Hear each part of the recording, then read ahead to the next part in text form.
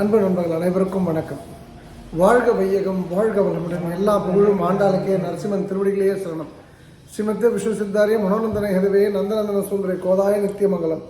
தென்னாடுடைய சிவனையை போற்றி, எந்நாட்டிற்கும் இறைவா போற்றி.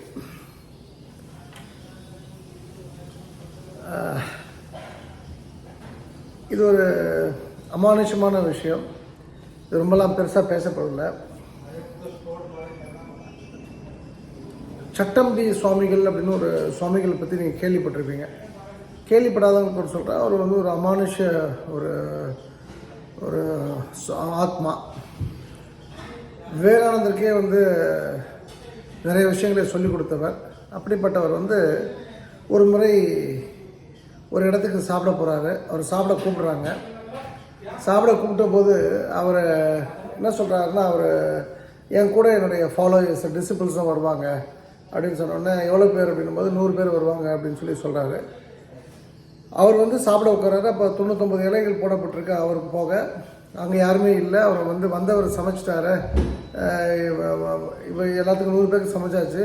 மற்றவங்களாம் எங்கே அப்படின்னு பார்க்கும்போது ஒரு 99 நாய்கள் வந்து அங்கே உட்காருது.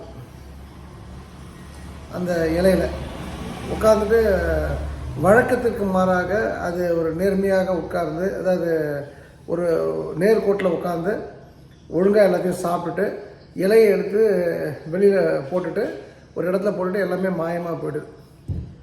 சட்டம்பி சுவாமிகள் அப்படின்னு சொன்னால் இந்த அமானுஷ விஷயத்தை சொல்லாமல் யாருமே அவரை பற்றி எந்த விஷயத்தையுமே மற்ற விஷயங்களை பேச முடியாது. அதுபோல் ஒரு விஷயம் இன்றைக்கி நான் சொல்லணும்னு ஆசைப்பட்றேன். அதாவது ஒரு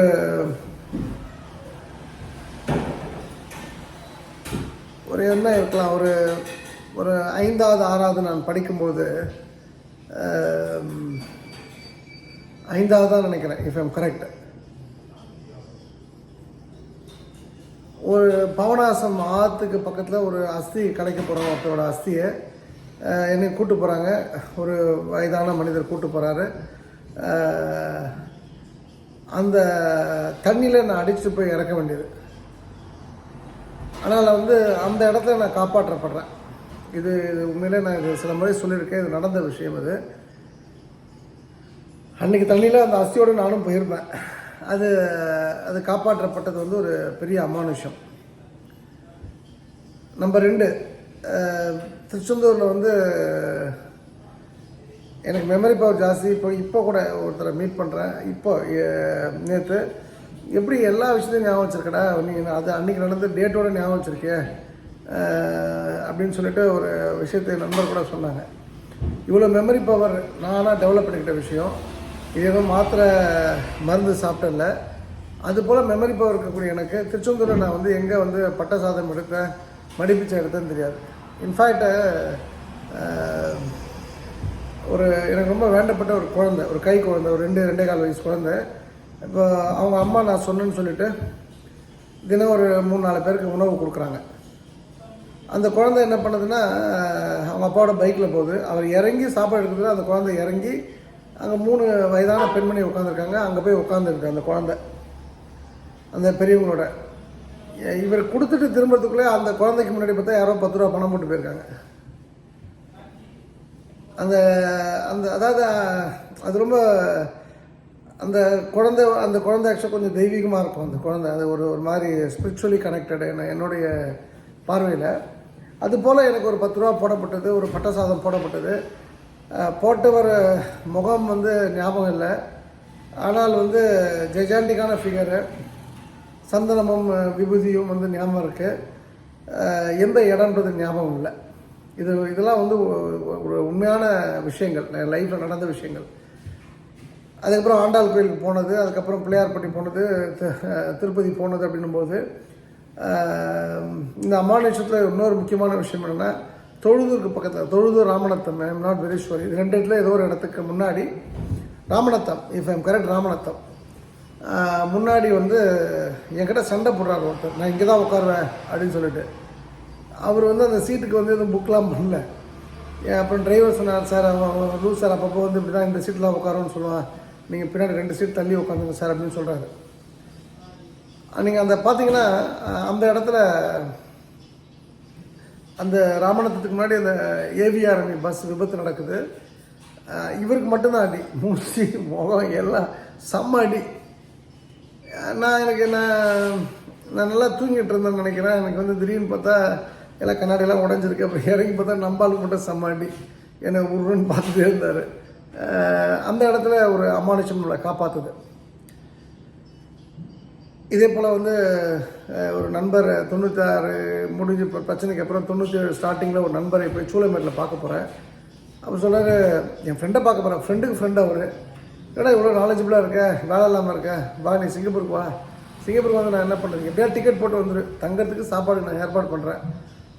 அதுக்கப்புறம் நம்ம வேலை அங்கே வந்து தேடுன்னு சொல்லிட்டு பெடோக்குன்னு ஒரு இடத்துல கொண்டு போய் விட்றாங்க. அங்கே இருக்க யாருமே எனக்கு தெரியாது, 4 பேர். அதனால் என்னை ஒரு குழந்த மாதிரி வச்சுக்கிட்டு காலைல போகும்போது வேலை கிடைக்கும்னு சொல்லுவாங்க. வந்துதான் வேலை கிடைச்சிதான்னு கேட்பாங்க.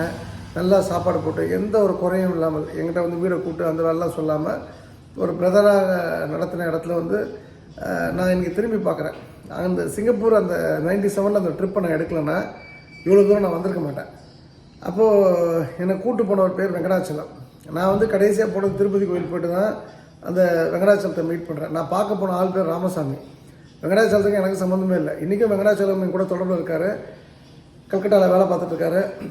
அப்போது அந்த வெங்கடாச்சலம் தான் என்னை வந்து என்னை காப்பாற்றுது. நீங்கள் எத்தனையோ பேர் எனக்கு உதவி பண்ணிக்கலாம் என்னோடய லைஃப்பில் நான் அடுத்த கட்டம் போனதுக்கு, நல்லா இருக்கிறதுக்கெலாம். அப்போது அந்த திருப்பதின்ற ஒரு விஷயம் நல்லா புரிஞ்சுங்க.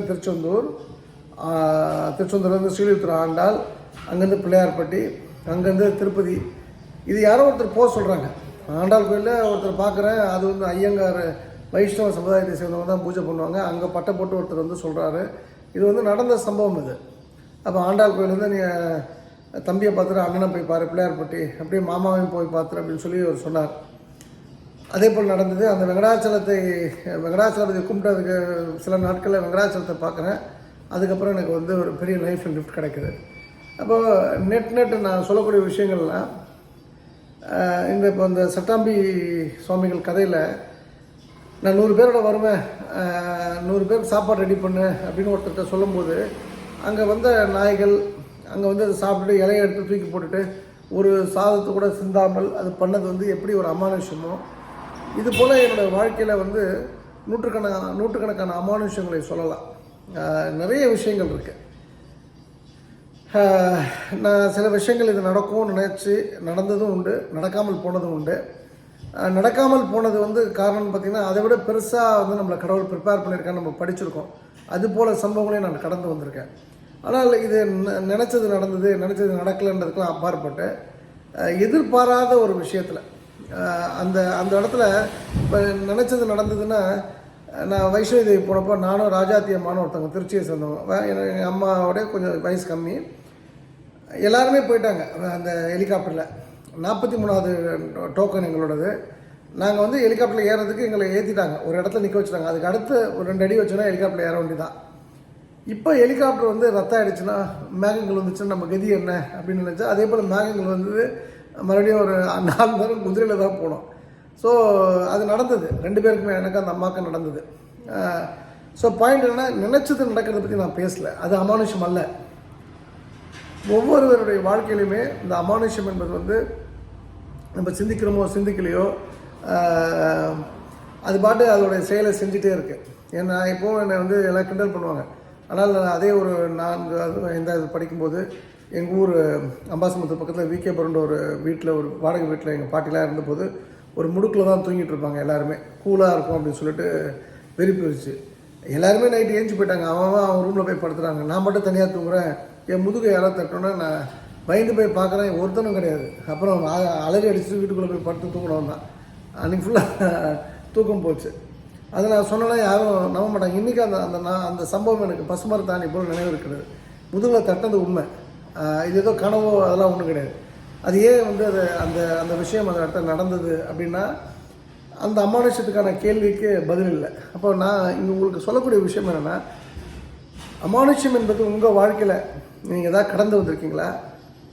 அது சொன்ன செய்திகளை நீங்கள் புரிஞ்சுக்கிட்டீங்களா? புரியாத செய்திகள் உங்களுக்கு உண்டா அப்படின்றத கொஞ்சம் நீங்கள் சிந்திச்சு பார்த்தீங்கன்னா, உங்கள் வாழ்க்கையில் விடை தெரியாத நிறைய கேள்விகளுக்கு அது விடையை வந்து தனக்குள்ளே வச்சுருக்குன்றதான் உண்மை. இது ஏன் எனக்கு ஸ்பெசிஃபிக்காக இந்த விஷயத்த சொல்கிறேன் அப்படின்னு சொன்னால், இன்றைக்கி ஒரு நண்பர் ஒரு பெரிய இண்டஸ்ட்ரியலிஸ்ட், சென்னையில் ஒரு டாப் 100 இண்டஸ்ட்ரியலிஸ்ட்டில் ஒரு ஆள். ஆக்சுவலாக நான் இன்றைக்கி காலிலேருந்து சாயந்தரம் 5 மணி வரைக்கும் எங்கேயும் போகல, அவரை மட்டும் பார்க்கணுன்ற அப்படின்னாலும் என்னுடைய ஹெட் குவார்ட்டர்ஸ்க்கு வந்துட்டு அங்கேருந்து ஒருத்தரை கூப்பிட்டுட்டு அவர் வீட்டுக்கு போகிறேன். உணவு அவர் வீட்டில் முடிச்சதுக்கப்புறம்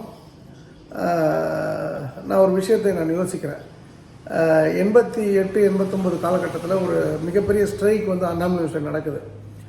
அதில் பாதிப்படைந்தவர் அவர். ஆனால் வந்து அவர் பாதிப்பு அடைஞ்சதுனால ஒரு ஸ்ட்ரைக், ஒரு 3 மாதம் ஸ்ட்ரைக்கு, ஒரே வருஷத்தில் 3 செமஸ்டர் எழுதுகிற அளவுக்கு காலேஜை பூட்டி போட்டோம். அந்த விஷயம் சம்மந்தப்பட்ட யாரெல்லாம் சம்மந்தப்பட்டவங்களோ எல்லாருமே சஸ்பெண்ட் பண்ணப்படுறாங்க. எல்லாருமே வந்து 4 வருஷத்தில் கோர்ஸ் முடிக்க விடலை. ஆனால் என்னை மட்டும் வந்து 4 வருஷத்தில் கோர்ஸ் முடிக்க அந்த அமானுஷம் விட்டது. நான் 4 வருஷத்தில் முடிச்சிருந்தேன், செகண்ட் கிளாஸில் முடிச்சிருந்தேன், ஃபஸ்ட் கிளாஸில் முடிக்காமல் இருந்தேன்னா என் லைஃப் வந்து சிக்கி சிதாபனம் ஆகிருக்கும். ஆனால் அந்த இடத்துல நான் சாமி கும்பிடாத காலகட்டத்தில் நான் வந்து சிதம்பரத்தை வந்து சும்மா கோவிலை சுற்றி பார்க்க போன தருணங்கள் தான். அதில் போய் சிவன் பெருமாள் அப்படின்னு லைத்து பார்த்து சாமி கும்பிட்டதெல்லாம் கிடையாது. அது போன்ற இடத்துல அந்த ஒரு அமானுஷம் என்னை காப்பாற்றிருக்கேன். அப்போ அந்த அமானுஷம் காப்பாற்றிருக்கு அப்படின்னு சொல்லும்போது அது எதனால் என்ன காப்பாற்றிச்சுன்ற ஒரு விஷயத்தை நான் இன்றைக்கு அவங்க வீட்டுக்கு போனதுக்கப்புறம் நான் புரிஞ்சுக்கிட்டேன். அதை நான் இப்போ விவரித்தா அது வந்து செல்ஃப் பில்டப் மாதிரி இருக்கும். பட் பாயிண்ட் வந்து ரொம்ப வெரி கிளியர் கட் கம்யூனிகேஷன்.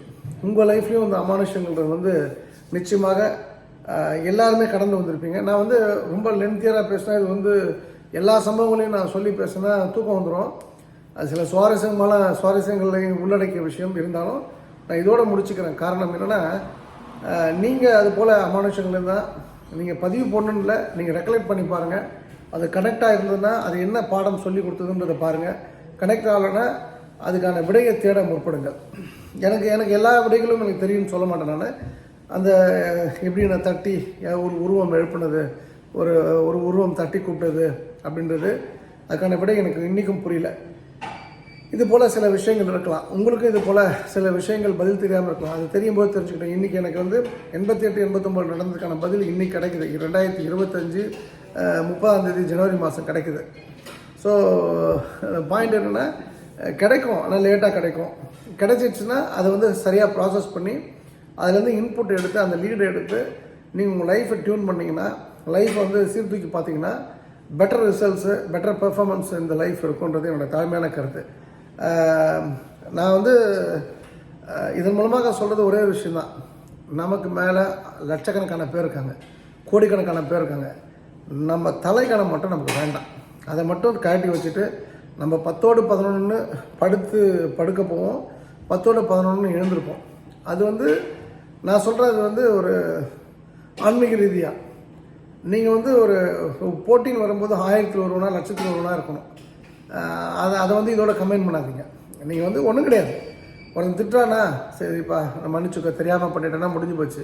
நானும் திட்டுவேன், நானும் கார் கூட ரேஸ் வருவேன், பைக் ரேஸ் வந்து ஒன்று சண்டை போடுவேன், அடிப்பேன் அப்படின்னா அது விச் இஸ் நாட் கரெக்ட். அதெல்லாம் பண்ணாதீங்க. ஸோ அந்த தலைக்கணம்ன்றது வந்து நீங்கள் தூக்கி வச்சிட்டிங்கன்னா நிறைய கேள்விகளுக்கு பதில் கிடைக்கும். நான் அதை ஒழிச்சதுனால தான், கிட்டத்தட்ட ஒழிச்சிட்டேன் அந்த விஷயத்த. இன்றைக்கி எனக்கு அந்த பதில் கிடச்சிது. இதெல்லாம் வந்து எப்படி காயின் பண்ண போகிறேன், எப்படி இதுக்கான விஷயங்கள்லாம் சொல்ல போகிறேன்றது வந்து ஃப்யூச்சரில் பார்த்துக்கலாம். But very clear cut message.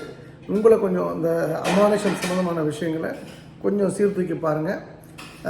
For better results in your life. இந்த அருமையான வாய்ப்பு கொடுத்த திருச்செந்தூர் பணிமுகன் தாய் ஆண்டாளுக்கு நரசிம்முக்கு என் மனமார்ந்த நன்றி. மீண்டும் நாளை இரவு சென்னையிலிருந்து சந்திக்கின்றேன். ஆடி ஆடி அகம் கரைந்து இசை பாடி பாடி கண்ணீர் மல்கி எங்கும் நாடி நாடி நரசிங்கா என்று வாடி வாடும் இவ்வாடுதலே. எல்லா புகழும் ஆண்டாளுக்கே. நரசிம்மன் திருடிகளே சரணம். நன்றி, வணக்கம், சரணம், கிருஷ்ணார்ப்பணம்.